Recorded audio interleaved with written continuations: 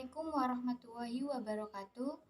Perkenalkan, nama saya Indri Dwi Putri Novitasari, NIM 21110050200053 dari kelas Ekonomi Syariah 2. Di sini saya akan mereview materi yang disampaikan oleh Dr. Abdul Wadud Nafis, LC.MEI, dengan materi pengantar ilmu ekonomi. Istilah ekonomi berasal dari dua kata, yaitu oikos dan nomos. Oikos yaitu rumah, sedangkan nomos yaitu tatanan, peraturan, dan hukum. Jika digabungkan, artinya pengelolaan manajemen rumah tangga, sistem pengelolaan seperti halnya sistem administrasi. Sedangkan menurut Adam Smith, ilmu ekonomi adalah sebuah cabang ilmu yang membahas dan mempelajari tentang tingkah laku manusia dalam usaha untuk mengolahsikan atau mengolah segala sumber daya yang memiliki batasan penggunaan untuk mencapai sebuah tujuan tertentu. Pembagian ilmu ekonomi ada 3, yaitu yang pertama, ilmu ekonomi deskriptif, terapan, dan teori. Apa itu ekonomi deskriptif? Ilmu ekonomi deskriptif adalah kajian yang memaparkan secara apa adanya tentang kehidupan ekonomi suatu daerah atau negara pada suatu masa tertentu. Misalnya yaitu ekonomi Indonesia pada Orde Baru. Sedangkan ilmu ekonomi terapan adalah cabang ilmu ekonomi yang membahas secara khusus tentang penerapan teori ekonomi dalam suatu rumah tangga, produksi, misalnya ekonomi perusahaan, ekonomi moneter, ekonomi perbankan, dan lain sebagainya. Yang terakhir yaitu ekonomi teori.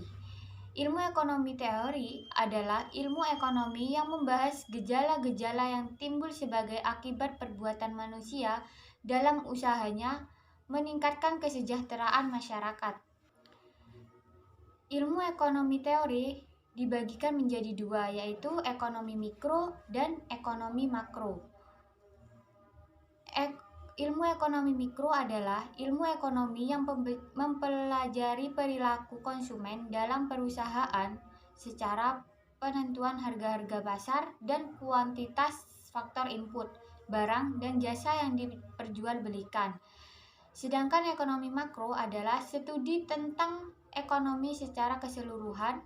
Ekonomi makro menjelaskan perubahan ekonomi yang mempengaruhi banyak masyarakat, perusahaan, dan pasar. Konsep dasar ekonomi makro yaitu 1. Pendapatan dan pengeluaran, 2. Pengangguran, 3. Uang dan fungsinya, 4. Inflasi dan deflasi, 5. Permintaan agregat dan penawaran agregat, yang keenam yaitu keseimbangan isi dan LM, dan yang ketujuh ekspor dan impor. Perbedaan ekonomi makro dan mikro.